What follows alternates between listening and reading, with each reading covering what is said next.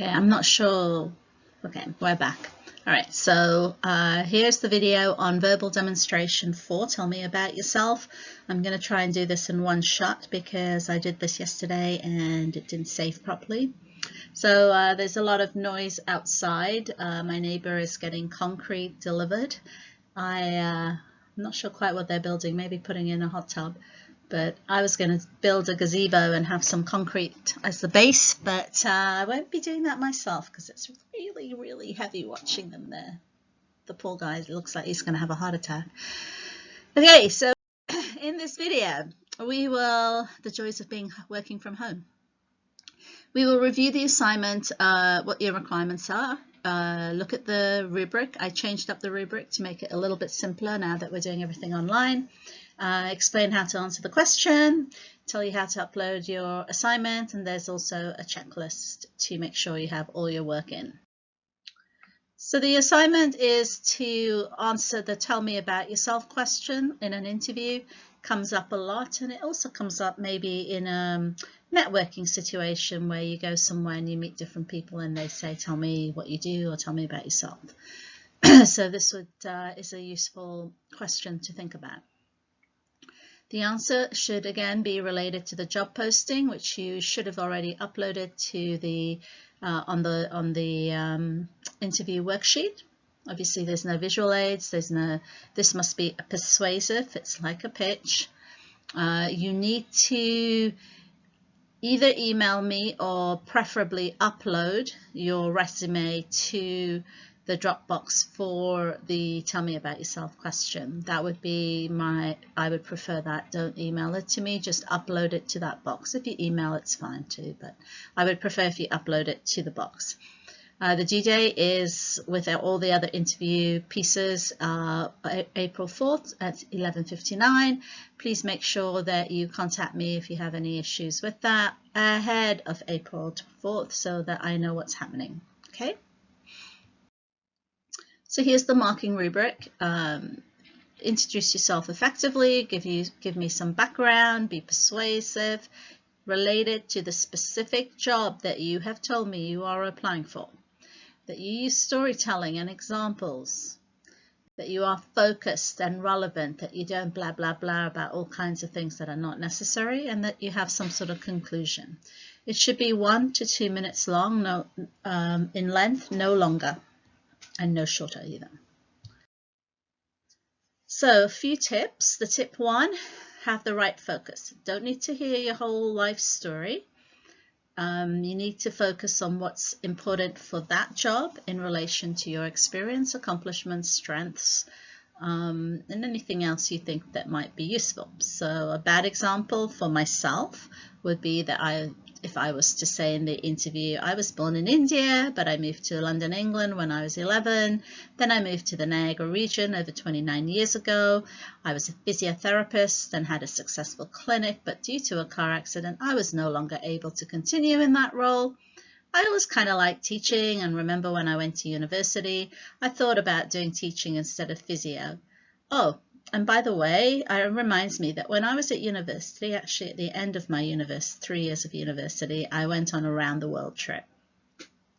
None of that is relevant to me applying for a teaching position, right? So for a teaching position, I might answer this tell me about yourself question like this. I've been working in the teaching field for over 20 years, with 10 years being in a higher education. In my most recent position, I've become very experienced in teaching both international student cohorts and also classes that are a mixed population. I have a passion for working with international students and have recently presented at the COMM conference on teaching practices and scaffolding for mixed and international cohort classrooms. So all very directly related to my teaching experience. It's not reciting my resume, but it's kind of highlighting. Obviously for teachers, if you do presentations at a conference, it's good for any profession actually. So I've put that in there. I'm just talking about my overall experience, right? I could also say here, you know, I feel that I've been able to connect with students. I have a 97% approval rating, those kinds of things, which would also highlight my successes.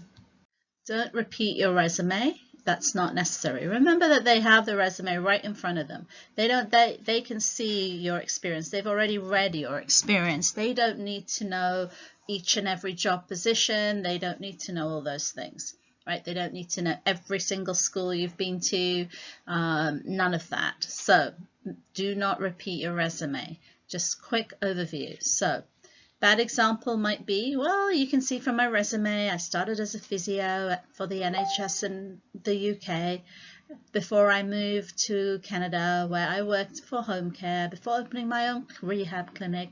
And then I had a car accident, and then I blah, blah, blah, blah, blah, blah, blah. Just very uninspiring and repeating my resume, basically. A good way of saying it might be, I've spent the last 10 years developing my teaching portfolio, which is very diverse, as is illustrated by my resume. I think this varied experience has enabled me to develop my teaching skills and ability to manage a diverse classroom. Specifically, I have gained extensive experience in educating international students from all over the world and believe I have the ability to create an integrated and inclusive classroom. Overall, I think my greatest strength is connecting with my students and creating a safe and welcoming environment where learning can occur. I believe that when students are comfortable in their classroom environment and their learning improves. I also think I have learned how to effectively scaffold my students and to adapt the curriculum to meet the needs of a particular class. So again, talking about my strengths, and my background and what I think I'm good at. So this is about who are you, what are you good at, what do you have a passion for. So obviously from all the stuff that I've been saying, the people interviewing me would know that I like teaching international students, not everybody does, and that this is something that is important to me. So the steps to take, so this is what I want you to do as you prepare for this assignment, seeing as you're on your own at home. So here are some steps to do. First of all, brainstorm some ideas. Think about what your past achievements are, your education background, your abilities, unique skills, your goals. Why do you want this job? Remember to keep going back to that job ad that you've already uploaded. Some of you maybe don't have work experience, but in a latter slide, there is a video that shows an example of how to answer this question for students who are basically coming out of school, so you can look at that shortly. So step two, review your strengths and achievements. Think about what you've written. Choose 3 or 5 things that relate to the job description. Make some notes. Remember, this is your opportunity to immediately show the interviewer you have the right strengths and right expertise. It's also a time to really connect with the person that's interviewing you. Right, so write a draft. Don't worry about grammar and stuff. Just think about what you want to say. Edit and practice. So you can see from this, it's very concise. It's got a nice structure to it. And it talks a lot about yourself. So I know I told some of you, but perhaps not all of you, that when I went for the interview at Conestoga, this was the first question they asked me. It was not exactly tell me about yourself, but I think it was tell me about how you fit this role or something like that. And by the time I finished talking, doing my little spiel that I'm teaching you, they started laughing, and they said that I had answered the first 3 questions, and the whole interview tone. I was a little bit nervous because I really wanted this job, and so the whole tone of the environment changed, and it became very friendly and very relaxed, and we had more of a conversation than a real formal, like it was a formal interview. They had a set of questions, but the tone of it changed. So being able to connect with the people and make them smile and really sell yourself is really important.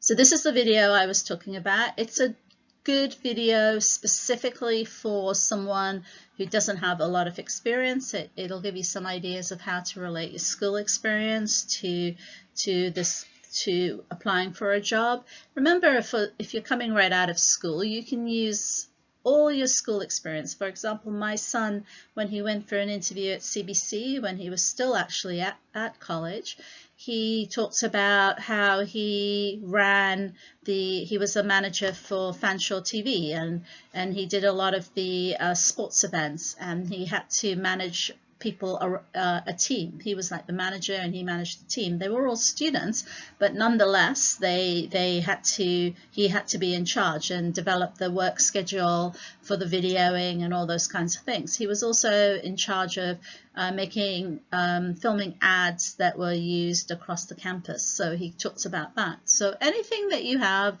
no matter how small, you can use to illustrate or show who you are. One student who really bothered me, I'm not giving you this number for you to bother me. I'm giving you this number to make it easier for all of us, because I know you guys can just video yourselves on your phones and then send it to me. It's much easier than doing all this other messing around trying to do files and upload it to Conestoga. So please don't abuse the fact that I've given you this number. Use it wisely and respectfully. Do not use it to contact me for just general questions. Please use Conestoga email. Only use it to upload your assignments. Or if you want to do a face-to-face, then you can do WhatsApp with me too, but you need to set that up through the Conestoga email to set a time, and then you can use WhatsApp after that. When you do upload your file, please make sure you have your full name, your student number, and the section number. Remember, some of you have same names. Some of you within a section have the same name. So please make sure that you have this information up. Remember, when you send me something on WhatsApp, I only get the phone number. I don't get a name. So I need you to send me the name so I can save it, so that you have a few files to send to me. You'll do the fishbowl. You'll do two files for this interview assignments, so I will save your names, and then please make sure you give me all this so I know to give the right grade to the right person. Okay, so a checklist. First of all, make sure that some of you have still not uploaded your worksheet to Conestoga. Make sure that's uploaded so that the job description is there. Make sure that when you answer this question that you relate it directly to that job description. Here is the verbal demonstration for submission file. You can submit your resume to there, and you can submit the file if you wish to submit a file. Otherwise, you can send it to me on WhatsApp. Make sure you have met all the things in the rubric. Make sure the video is clear and audible. Remember, it's between 1 and 2 minutes. And make sure you get it in by the due date, April 4th. All right, so that's it. Keep safe, keep calm, and carry on. And I hope that the stress of doing everything online isn't too bad, and that people have adapted your coursework to make it as easy as possible for you. Obviously, if you have questions, please email me. I have also set up the group discussion where you can post your questions. So please take time, review all the content, and then feel free to contact me at any time. And have a good day.